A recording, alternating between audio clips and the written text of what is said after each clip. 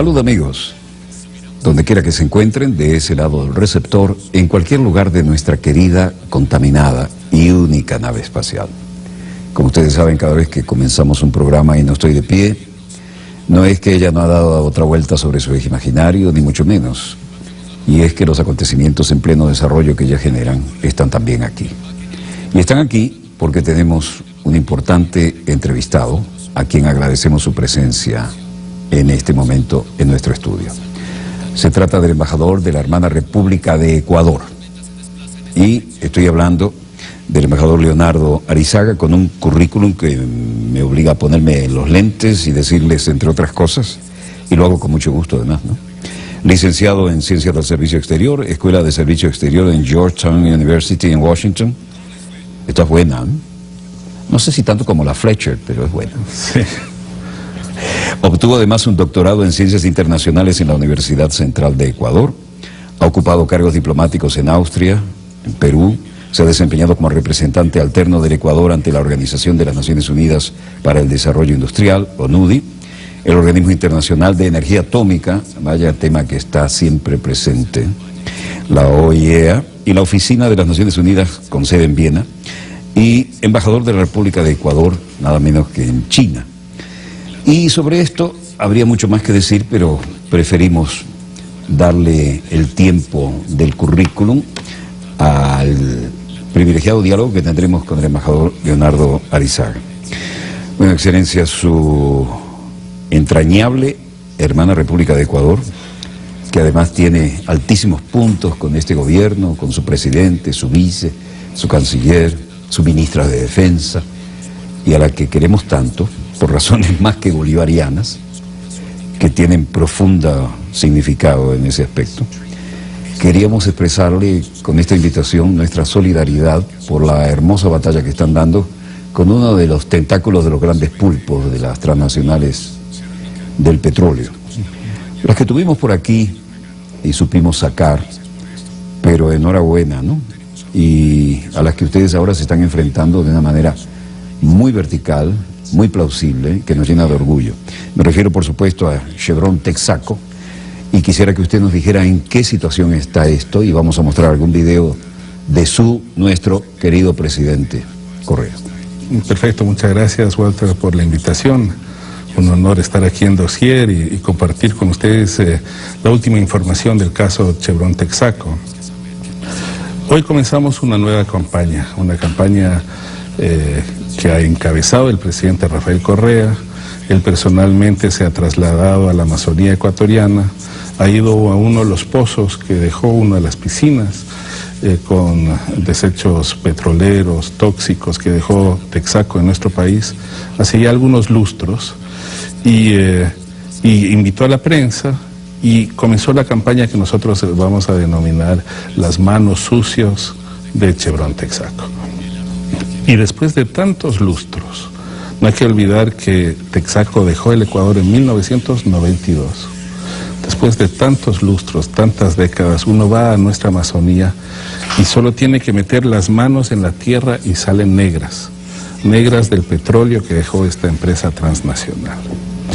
Ellos tuvieron en el Ecuador 28 años en los que pudieron explorar y explotar nuestro petróleo. El problema es que no aplicaron la tecnología que deberían haber aplicado y que aplicaron en sus países, en Estados Unidos y en otros países, para reinyectar los desechos de la producción petrolera en el subsuelo. No lo hicieron. Y usaron tecnología obsoleta que contaminó terriblemente la Amazonía ecuatoriana. Por supuesto, usaron la tecnología más barata. La más barata.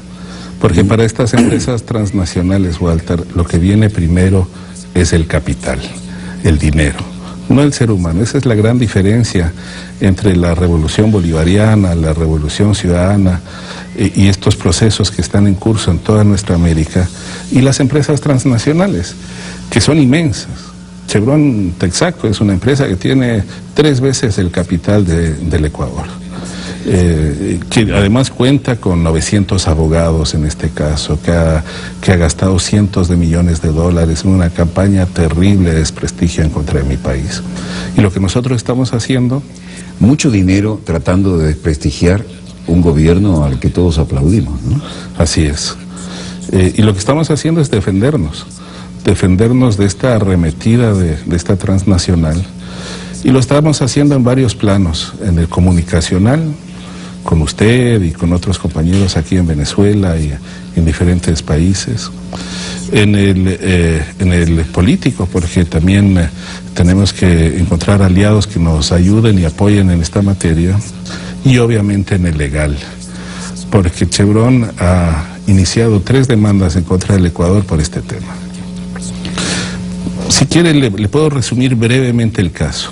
¿Cómo no? ¿Quién mejor en este momento para representar la posición de Ecuador? Muchas gracias. Bueno, lo que pasó es que la empresa contaminó tanto la Amazonía que fueron las comunidades indígenas y amazónicas que llevaron el caso a un juzgado en Nueva York, porque ahí tiene su sede esta empresa. Eso fue interesantísimo, porque fue la comunidad indígena la que apeló a la autoridad en el fuero neoyorquino, ¿no? Eso es muy importante. Es un precedente, ¿no? Es muy, muy importante. El Estado ecuatoriano no ha iniciado ninguna acción en contra de Chevron Texaco. Los que iniciaron esta acción fueron las comunidades indígenas y amazónicas. Y ellos fueron en 1992 a Nueva York.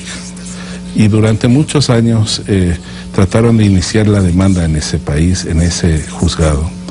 Y lo que dictaminó al final del día, después de varios años, el juzgado en Nueva York, es que esa demanda debería ser ventilada en el Ecuador. Y la empresa estuvo de acuerdo con eso, estuvo de acuerdo. Y es por eso que casi 10 años después comienza una demanda de las comunidades afectadas en contra de Chevron Texaco. No olvidemos que Chevron compró a Texaco en el año 2001. Hasta el año 2001 existía la empresa Texaco, ahora es Chevron Texaco. Las comunidades inician un juicio en contra de Chevron Texaco en Sucumbíos, en una ciudad ecuatoriana, y durante muchos años, más de 8 años, se lleva a cabo este proceso. Y existe un fallo en primera instancia a favor de las comunidades indígenas y amazónicas. La empresa plantea una apelación y en segunda instancia se ratifica la sentencia de Sucumbíos. Y el proceso sigue su curso. En este momento, el caso está en la Corte Nacional de Justicia del Ecuador, en casación. Es decir, es un proceso que no ha concluido. Pero no obstante que seguimos en este juicio, es decir, las comunidades indígenas y amazónicas siguen en este juicio. Mientras esto pasa, la empresa Chevron ha iniciado en contra del Estado ecuatoriano varias acciones. Una primera en Nueva York, porque querían que se tenga un arbitraje que no fue aceptado por el juzgado de Nueva York, porque decían que Petroecuador no tenía que ir a un arbitraje en este caso. Un segundo caso ya en la Corte de Arbitraje Internacional de La Haya, una Corte Permanente de Arbitraje de La Haya, que funciona con normas de CENUTM y de UNCITRAL de Naciones Unidas. Ahí Chevron lo que pidió es que en esa demanda, que el Ecuador, los 7 juicios que ellos han entablado, no llegaron a feliz término para ellos. Y que no se había cumplido el debido proceso. Nosotros presentamos todas las pruebas y pudimos demostrar que no terminaron esos procesos porque justamente Texaco y Chevron no pudieron comprobarlo en ese juicio. Ello no obstante, hubo un fallo de ese tribunal por 98 millones de dólares. Nosotros en este momento estamos solicitando la nulidad del fallo de lo que llamamos 98 Chevron. Para el daño hecho y para una transnacional de ese calibre es algo así como un regalo al contaminador. Así es, por eso iniciaron una tercera demanda en contra del Ecuador, y es así muy seria, muy grave. Todas las demandas son graves, pero esta es extremadamente grave para los intereses del país. Básicamente lo que dicen es que no se ha llevado a cabo el debido proceso en el Ecuador, que no ha habido un trato justo, equitativo, y lo que han pedido es que al tribunal que el Ecuador asuma cualquier gasto, cualquier fallo que pueda darse en contra de la empresa Chevron. En otras palabras, que el Ecuador pague lo que Chevron debería pagar por el daño ambiental que ha causado en nuestra Amazonía. Es una conducta típica de las transnacionales del ramo, ¿no? Que además están acostumbrados a dejar el reguero de contaminación en todo el planeta y acostumbrados además a que nadie les hacía un juicio, ¿no? Así es. Tenemos un video de hoy y además muy gráfico sobre esto. ¿Me permite compartirlo? Con mucho gusto. Señor director, cuando usted disponga, tenemos ahí un video del propio presidente.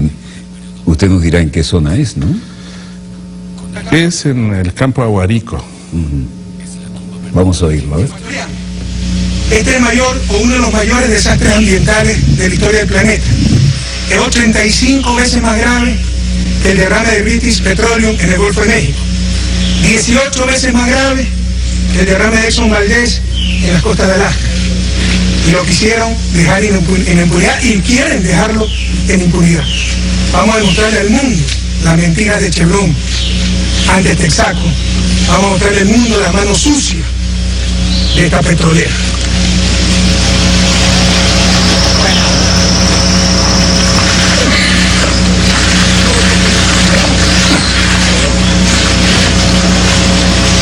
Ahí está. Presidente. Esto es Chevron Texaco, compatriotas. Y esto es lo que dicen que no existe. Esta piscina fue abandonada en el 86. Nadie más lo utilizó. El pozo dejó de operar. Pero incluso pozos operados por Petroecuador, en lo posterior, las piscinas fueron dejadas por Texaco. Cerca de 1000 piscinas sin remediar. Mundo entero. Esta es la mano sucia de Chevron. A reaccionar contra tanta impunidad, contra tanto abuso, contra tanta explotación. Esto es Chevron Texaco, compatriotas. Humanidad entera. Esto es Chevron Texaco. Presidente.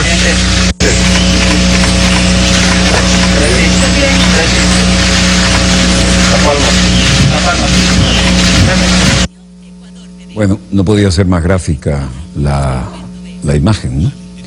Le invito a comentar esto luego del breve corte que vamos a hacer ahora y continuamos dialogando sobre esta impactante materia en la que de estas escenas tenemos amplias recopilaciones que no vamos a mencionar porque ahora el caso es cerrar filas con la hermana República de Ecuador, pero de esa cuenta tenemos muchos rosarios en la República Bolivariana de Venezuela. Un breve corte y ya volvemos con ustedes.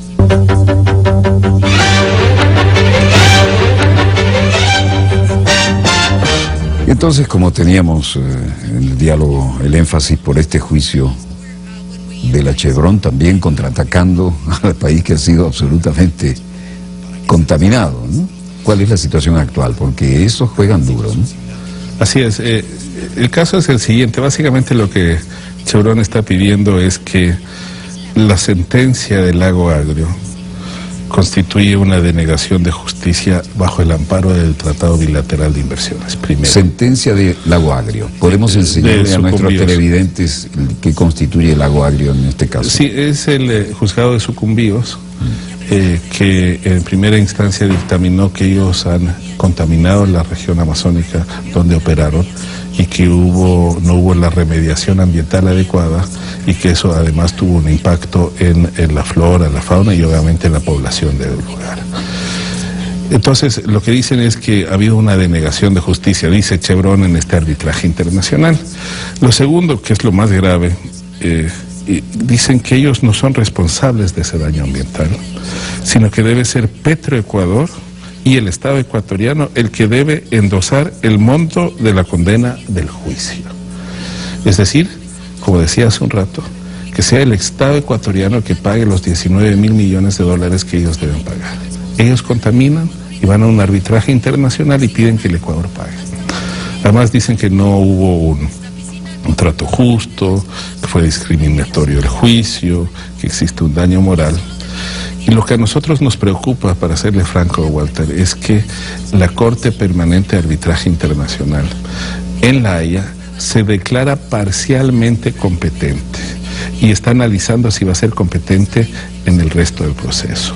Pero ¿cómo es eso parcialmente competente? ¿Eso es como ser medio virgen o algo así? Así es que es un proceso en curso y han analizado una parte de la demanda presentada por Chevron, que son miles de documentos, y han tomado esa decisión. Pero lo más grave, y quiero citar textualmente lo que dicen, es que mientras tanto, es decir, el tribunal se ha declarado competente como parte de este proceso y está analizando si es competente la otra parte, y mientras tanto ha ordenado que el Ecuador adopte, comillas, todas las medidas disponibles para suspender o hacer suspender la ejecución o el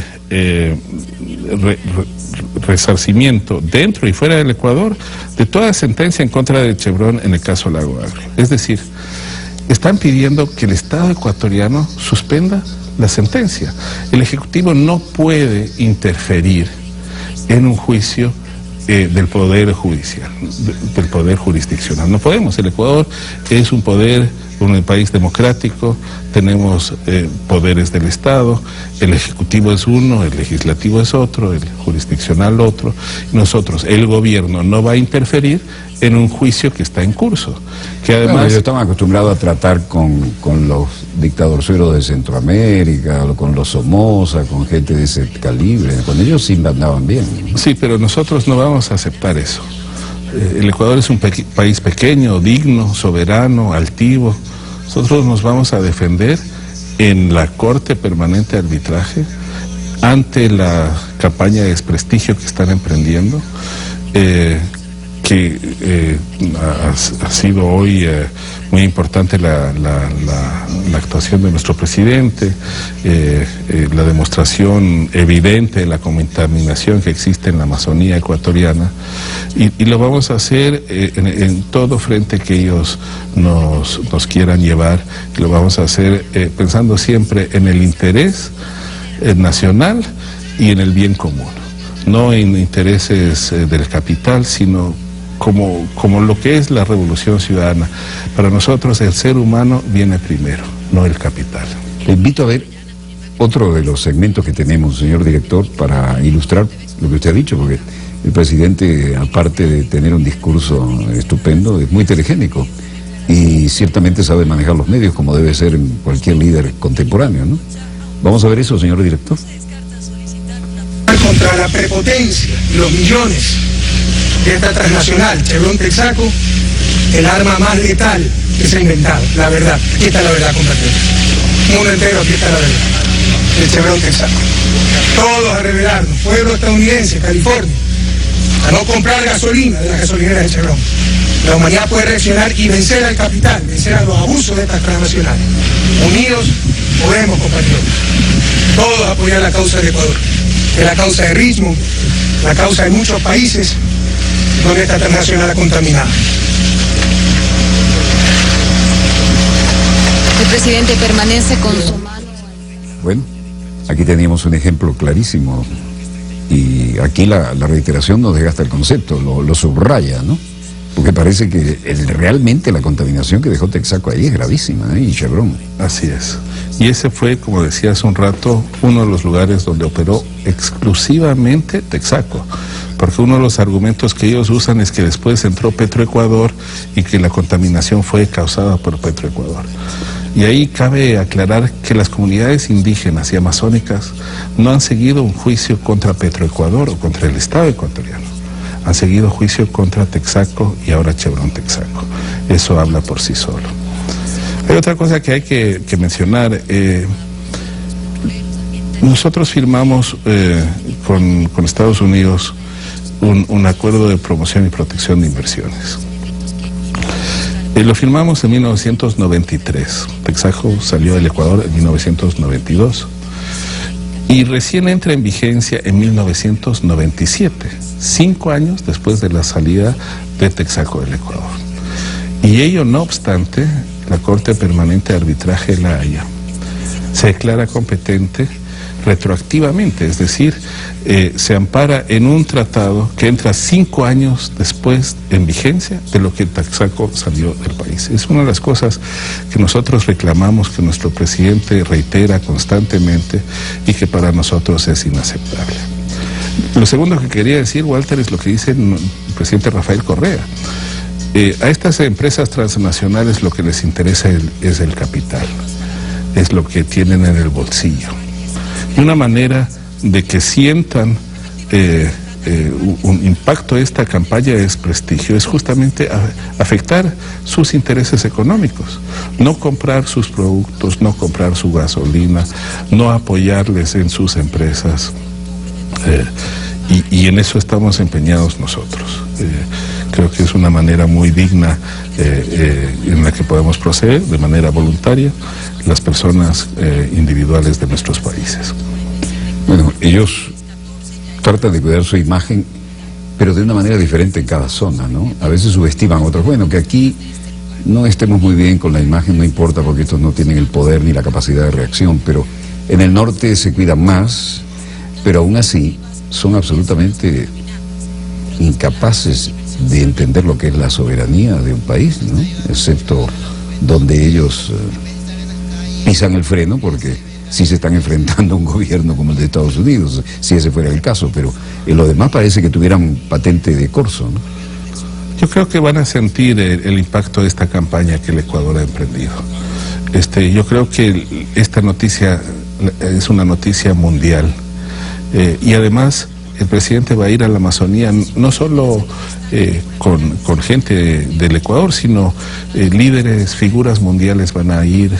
Pérez Esquivel, el ex premio Nobel de la Paz, Cher, que es una cantante norteamericana, gente que se ha solidarizado con nuestro país y que ve el daño ambiental que ha causado esta empresa y que quiere hacerse presente.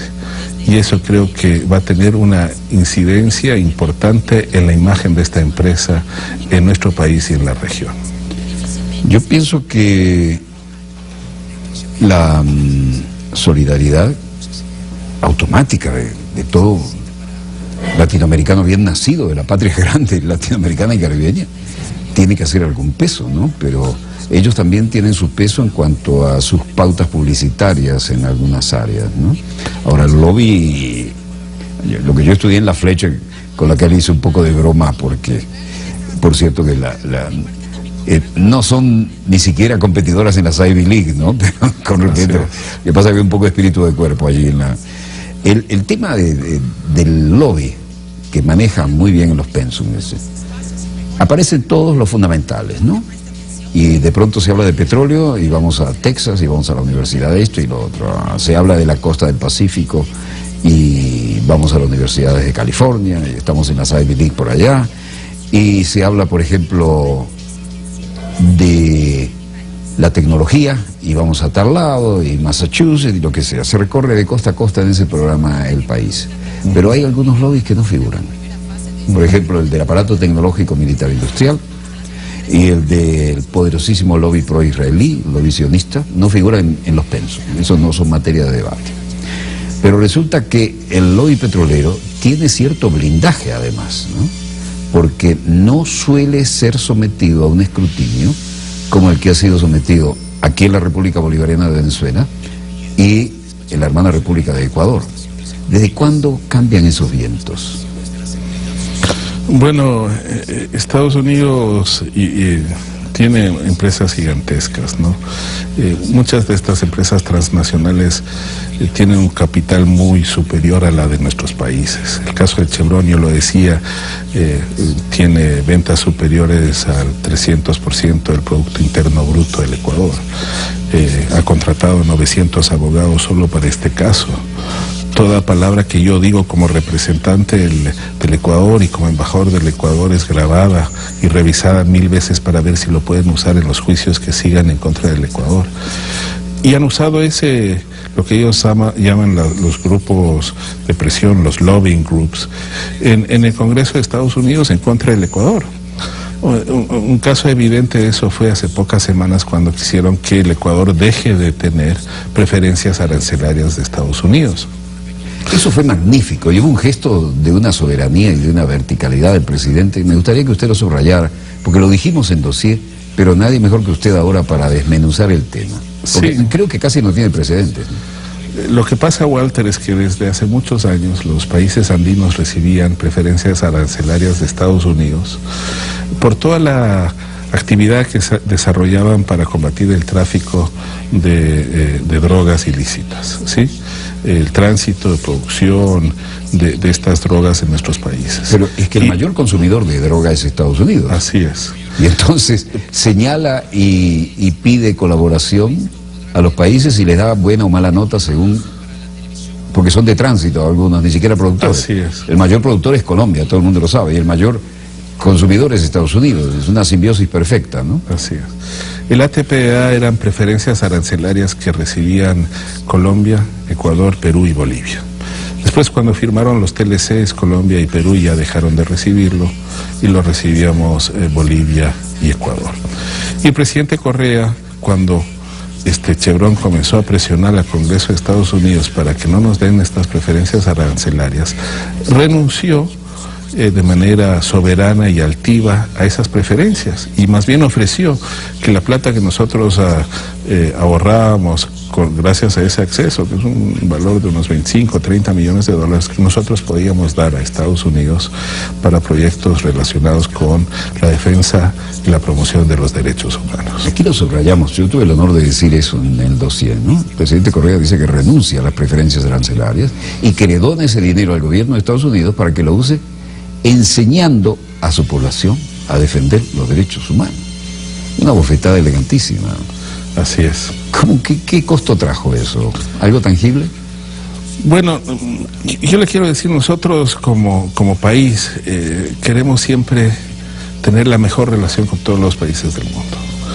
Parte de la política exterior del Ecuador es esa, pero siempre bajo el principio de igualdad, de no intervención, de respeto a los países, y lo hacemos con Estados Unidos, con Europa, y sabemos que la importancia que ese país tiene en el concierto mundial.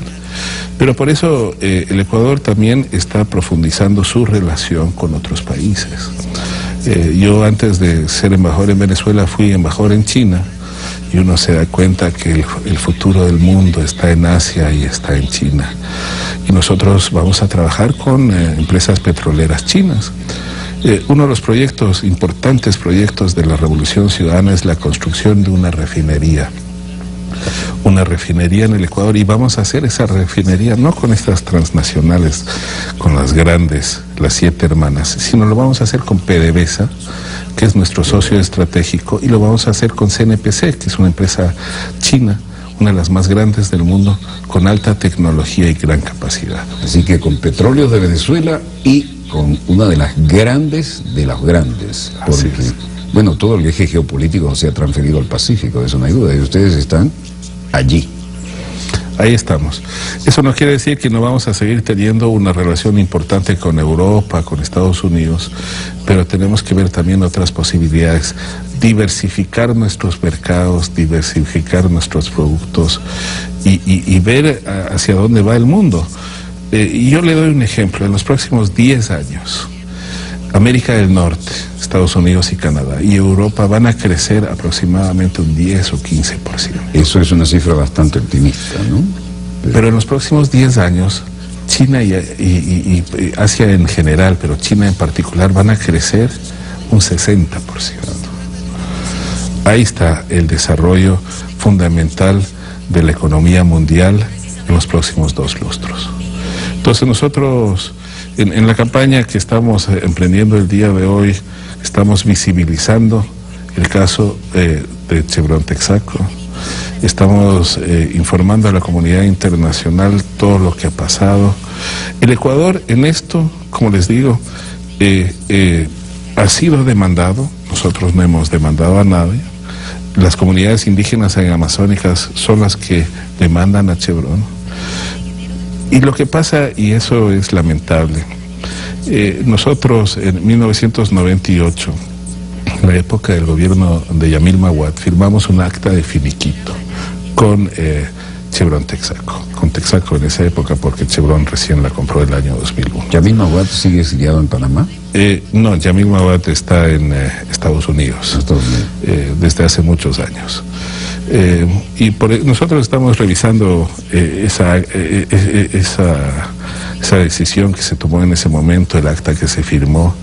El presidente se ha referido en varias oportunidades a ese documento, pero nosotros como Estado no hemos seguido juicio a Chevron Texaco. Es muy importante. ¿Ese finiquito fue hecho a la medida, bajo presión o intereses de la transnacional? Estamos revisando eso, vamos a ver las circunstancias periodístico, ¿no? Sí. Me imagino que su tempo diplomático muy profesional lleva a otra velocidad, pero es una página negra, digamos, de esa larga noche neoliberal que siempre menciona nuestro presidente. Así es.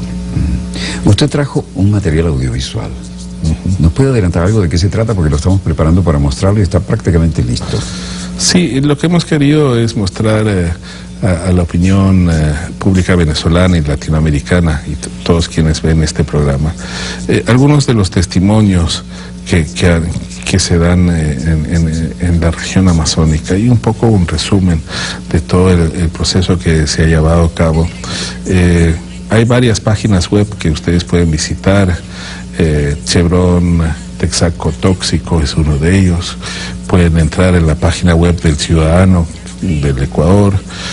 Pueden revisar la página web de la Embajada del Ecuador aquí en Venezuela. Y nosotros tenemos ahí folletos, por ejemplo, como este de aquí, que se llama Chevron Texaco. Pretende que el pueblo ecuatoriano pague lo que ellos contaminaron. Este es un resumen que ha efectuado la Cancillería ecuatoriana. La hemos publicado en la página web nuestra y de la Cancillería, y es un buen resumen. Y en efecto ahí usted puede ver lo que está mostrando. Al lado izquierdo se ve lo que contaminó British Petroleum en el Golfo. Y al lado derecho está la contaminación de Chevron Texaco. El presidente lo dijo, 80 veces más de lo que contaminó British Petroleum en el Golfo de México fue lo que contaminó Chevron Texaco en la Amazonía ecuatoriana. 80 veces más que lo del Golfo de México, que es una catástrofe que todavía no se ha detenido. Así es. Es solo para dimensionar el impacto que ha tenido esta transnacional. Vaya que se lo tenían tapadito, ¿no? Así es. Bueno, vamos a ver ese audiovisual que usted gentilmente nos proporcionó, señor director. Veamos los acontecimientos en pleno desarrollo, cuando usted disponga.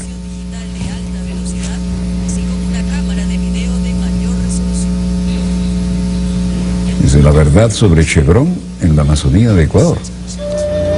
In the 1960s, the American oil company Chevron, operating under the Texaco brand, entered into a contract with Ecuador's government to extract oil from the basin of the Amazon rainforest. Over the course of the next 26 years, Chevron extracted billions of gallons of crude oil that generated huge revenues for the company. In the process, this large oil company committed one of the worst acts of environmental abuse in history. On the west coast of South America, straddling the equator from which it derives its name, lies the country of Ecuador. Slightly smaller than the state of Nevada, it is home to both the Galapagos Islands and the rainforests of the Amazon. In spite of its relatively small size, Ecuador is home to a vast array of animal and plant species. So much so that Ecuador has been named by Conservation International one of only 17 megadiverse countries in the world, a group of countries that harbor the majority of the Earth's species. Ecuador is also home to a number of native indigenous groups, including the Azucar, Secoya, and Kofan nationalities. These people live off the land. They drink water from the rivers and use them for fishing, bathing, and cooking. And now, thanks to Chevron, they are sick and dying for doing so. To understand how Chevron caused things to go so horribly wrong in Ecuador, we must first take a look at what steps are normally taken to protect the environment when drilling for oil. Oil extraction typically begins when a well is drilled, and pits are created for the temporary storage of oil waste. The pits are lined with industrial tarp, which acts as a highly resistant membrane with puncture and tear resistance designed for heavy weight, liquid, and extreme temperatures. The tarp prevents oil waste toxins from seeping into the ground. While extracting crude oil, the drilling muds, toxic oil waste, and chemical lubricants are stored in the lined pits. In the separation station, crude oil is refined, and the remaining toxic water, what in the oil industry is known as produced water, is re-injected into the ground. When the drilling is complete, the oil sludge is disposed of, and the pit is refilled, restoring the site to its natural state. This is the process Chevron and other oil companies generally followed when extracting oil in the United States. Much of the industry had used these drilling and waste disposal practices for years before Chevron entered Ecuador. In fact, in 1962, the American Petroleum Institute published a manual describing the proper re-injection of produced water into the ground. The manual stated, among other things, that extreme care must be exercised in the handling and disposal of produced water, and warning of possible seepage into nearby surface water sources or onto lands used for farming and grazing. Texaco itself had even patented a new technique for re-injection which addressed the problem of pollutants seeping into groundwater. Because Chevron knew that to not do so would cause considerable pollution problems. And in the United States, they followed these standards, but not in Ecuador. Here is what Chevron did in the Ecuadorian Amazon, one of the most fragile and biodiverse ecosystems in the world that is home to 5 indigenous groups. Chevron chose not to re-inject toxic produced water into the ground. Instead, the company installed pipes to drain the toxic wastewater into rivers and streams. And Chevron chose not to line its waste pits the way it had done in the United States, allowing toxins to seep into the soils and contaminate groundwater often relied on by local inhabitants for their drinking water. And rather than properly dispose of the toxic sludge in the unlined pits, Chevron chose to leave it there. The company installed pipes to transport the sludge and contaminated rainwater into nearby streams. Rather than capture the toxic natural gas during extraction, Chevron burned off the gases, a process known as flaring, producing huge flames and releasing dioxins into the environment. This blatant pollution and destruction took place right in the backyards of the indigenous peoples of Ecuador. The damage done by Chevron is evident and widespread, with hundreds of wells and toxic pits spread out over an area of 1,500 square miles, roughly the size of the U.S. state of Rhode Island. Bueno, las piscinas son del color de este folleto, ¿no? Este es un dossier muy bien preparado, dramáticamente presentado. ¿Cuál es el tema de las famosas piscinas allí?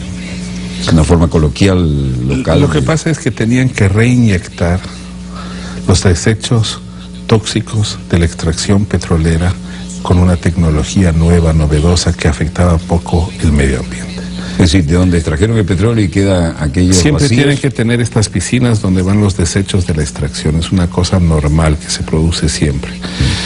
Y una vez que termine el proceso de explotación, uno tiene que limpiar eso, dejar la piscina limpia y dejar la tierra como estaba antes de la exploración y explotación. Y eso no hicieron. Y no solo que no lo hicieron, sino que en otros videos que pueden revisar fácilmente de los testimonios de la gente que vive en la Amazonía, los desechos fueron botados a los ríos.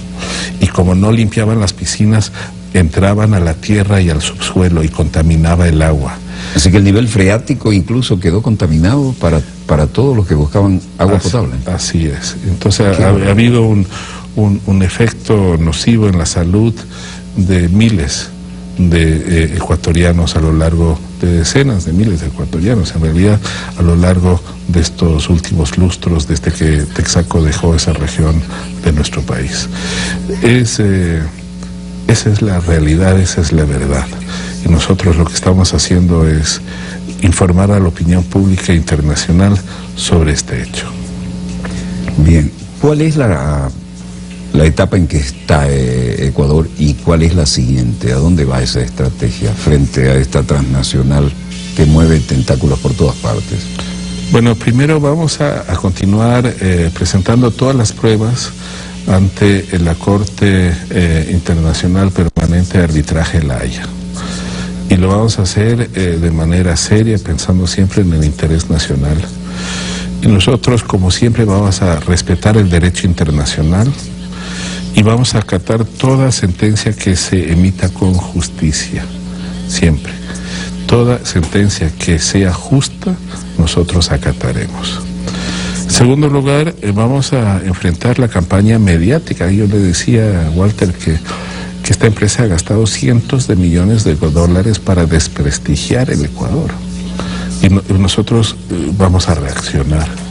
Y vamos a reaccionar mostrando la realidad que ha vivido nuestro país, las consecuencias que ha tenido esta actuación irresponsable de la empresa Chevron Texaco, no solo a nuestra ciudadanía, sino a la comunidad internacional. Y hay otro tema, nosotros esto lo estamos tratando también con nuestros países amigos. Ha habido ya una primera conferencia en Guayaquil de países afectados por empresas transnacionales y va a haber otra conferencia aquí en Caracas por países que están afectados por estas empresas. Simultáneamente a todo esto que estamos haciendo nosotros, los movimientos sociales y la sociedad civil también está tomando medidas. Y le doy un ejemplo. Yo fui gratamente informado por parte de representantes de los movimientos sociales y de la sociedad civil venezolana que ellos están creando un comité de solidaridad con el Ecuador. Y ese comité va a ser lanzado el 24 de septiembre. Le invito, Walter, a usted y a su equipo para que nos acompañen en la presentación de este comité, al que yo he sido invitado como un invitado más, porque es una iniciativa propia de la sociedad civil venezolana, que demuestra una vez más la solidaridad que existe no solo del gobierno, sino del pueblo venezolano para con el Ecuador y su pueblo. Bueno, muy agradecido en nombre del equipo por la invitación. A medida que nos acerquemos a esa fecha, tomaremos lo necesario para que figure en la agenda y en lo posible poder apoyar esto, ¿no? Pero en realidad la solidaridad en Venezuela, y no lo es menos en Ecuador, parece que está altamente sensibilizada con todos estos temas, ¿no? Y hay una conciencia ecológica que se suma a la muy gratamente recuperada conciencia de fraternidad, ¿no? Aquí hablamos, y no es pose, de la patria grande latinoamericana y caribeña, ¿no? Algo que yo pensé que había quedado olvidado en los años de militancia en el sur, pero que aquí resurge con una fuerza tropical, que es como parece que fluye mejor, ¿no? ¿Cuál es la estrategia ahora? Solo un pequeño comentario, Walter. Nosotros en el Ecuador siempre tenemos presente la solidaridad de Venezuela. No olvidamos nunca que Venezuela perdió entre el 25 y 30% de su población en las guerras de liberación de nuestra América. No son todos los embajadores los que dicen eso, que es de rigor histórico, así que se lo agradecemos profundamente. Sí, Quiere decirlo de nuevo porque la cifra impacta. Así es, Venezuela perdió entre el 25 y 30% de su población en las guerras de liberación de nuestros países. Por eso para nosotros siempre, para los ecuatorianos, Simón Bolívar, Sucre, son referentes históricos. Nosotros crecemos con ellos. Ellos no solo pertenecen a Venezuela, sino a toda la patria grande. Y lo bueno de ser parte del ALBA, Walter, es que a más del principio de integración es fundamental el principio de la solidaridad. Nosotros vemos eso en este caso con nuestros hermanos del ALBA, pero lo vemos en otros casos también, como, y le doy un ejemplo, hace pocos días estuvimos con usted cuando salió el avión con ayuda humanitaria del ALBA a ayudar a los refugiados sirios en el Líbano. Y yo tuve el honor de representar al canciller Patiño en esa reunión del Consejo Político del ALBA, que fue un día sábado, y el martes ya estaba todo listo y el miércoles ya salió el avión. Es decir, nosotros pasamos rápidamente de las palabras a la acción. Eso es una de las grandes ventajas del ALBA, y para nosotros un honor compartir con nuestros hermanos del ALBA este proceso de integración. Bueno, con esas mismas palabras y con el mismo sentimiento solidario y fraterno, además, profundamente fraterno, visceralmente fraterno. Quisiéramos hacerle llegar a través de su distinguida persona y a través de su distinguida, la delegación que usted preside, nuestra solidaridad de hecho, ¿no? Y esto es una forma de hacerlo. Los medios de comunicación son una poderosa arma y están siempre dispuestos de nuestra parte para ustedes. Nuestra solidaridad, decía, para con la causa que ha tomado tan a pecho y tan justicieramente el señor presidente.